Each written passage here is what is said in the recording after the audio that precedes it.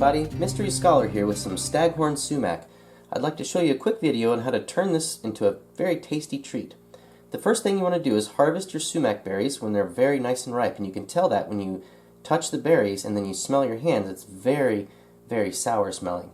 So after you've harvested your berries, you want to take it over to a bowl and just crumble off a lot of the berries you can from the main stem. And the idea here is that the main stem has a lot of tannins, and we're going to soak these berries overnight in cool water. Technically, sumac is something you make a moon tea out of rather than a sun tea. And so once you've taken all the berries off your sumac stem, you'll take them and put them in a jar of sorts. And this is just to, again, keep the stems out as much as possible so that you have as maximum flavor as possible without the tannins that are in the stem. Now, once you have your berries full, I advise you to fill it full of water, and then you want to press the water down with some sort of spoon or a tamper of sorts to really get the berries infused with the water. And you'll want to soak that overnight, as we have done in this large jar here. Now, after you've soaked the berries, you can see the water has turned quite deeply red, and then the next step would be to strain the berries from the water. So I'll do that now. Remove the tamper. Delicious. And as you can see, deep red. So I'll go ahead and tip that over, and that'll strain. It takes quite a while to strain. As you can see, the water is soaked up into these berries. So I'm going to start dumping the berries out, and I'll probably use a spoon to get this out as much as possible. But as you can see, that deep red is what I'm after. After I've strained all of this out, I'm going to turn this over to the stove on low heat and bring it to a simmer. And the idea is to reduce as much of the water as possible, leaving behind all the sumac goodness. Once I've boiled water down about a quarter of the way, I'm going to add honey to the mixture, and that'll add a little bit of stickiness to make a nice sour sumac tasty treat.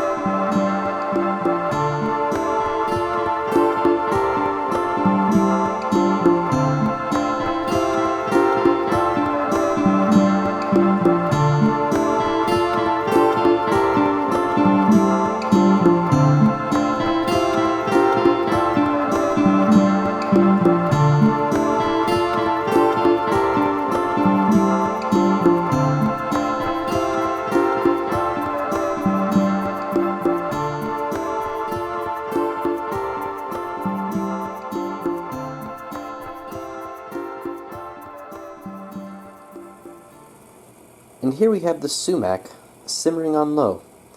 As you can see, the color is getting even more deep red.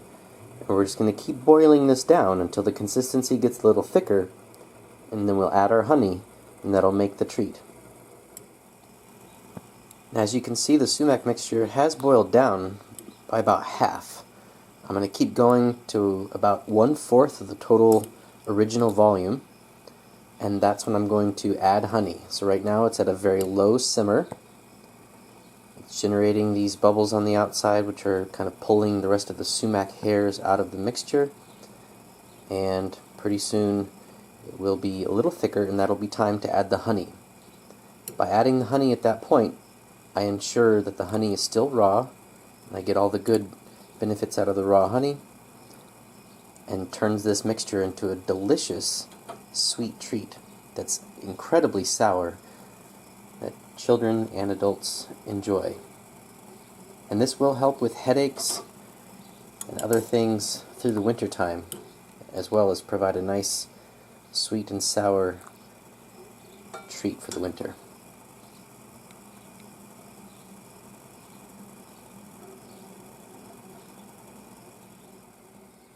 Alright, so we've reduced our volume by about 3/4 down to 1/4 the original, and this is time to pour in the honey and reduce the heat. So I'm going to put in about half part honey. So here I've got about 2 cups liquid. I'm going to add in about a cup of honey. This is going to ensure us a nice syrupy concoction that will turn into the sumac treat that we'll see later on. And again, this will also help with the mixture staying over winter, and as well as adding really nice benefits. Add in a little bit of more honey. Here we are. Alright, so I'll give this a stir, and we'll bring this to a very, very low simmer until it's done, and I'll show you the finished result.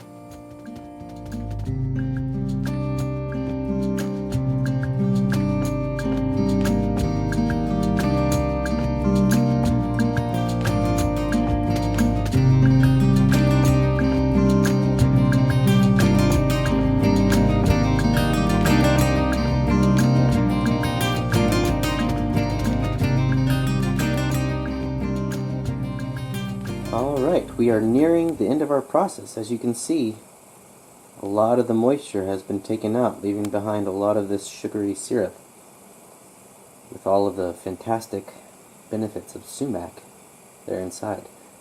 I'm going to give it a quick stir and then see how the consistency is and see if this is indeed ready. And here we have it. As we stir it, bubbles don't really seem to go away, and this is my signal to tell me that it is time to turn off the heat and go ahead and pour our sumac substance into our storage container.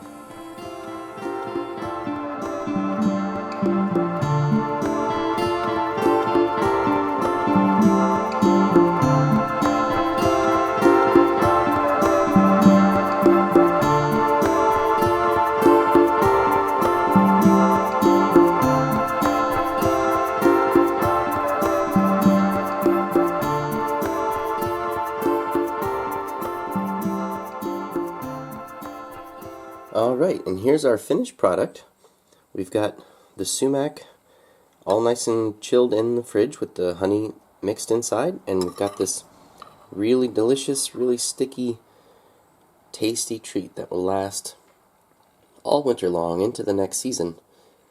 And again, this is a very sour and sweet treat that can be used for many things. So I would encourage you to look up the benefits of sumac, and this is a brilliant way to store it and a really nice way to have it. You can actually just powder the berries, keep the powder off the berries and store that and put it on popcorn, add it to many things, but I like this for its way to be stored through the winter, as well as the really amazing sour taste that you get out of this. So I hope you enjoyed this, and I hope you make something delicious out of sumac, and please share your recipes if you make something else with sumac, and let's see how it goes. Happy learning!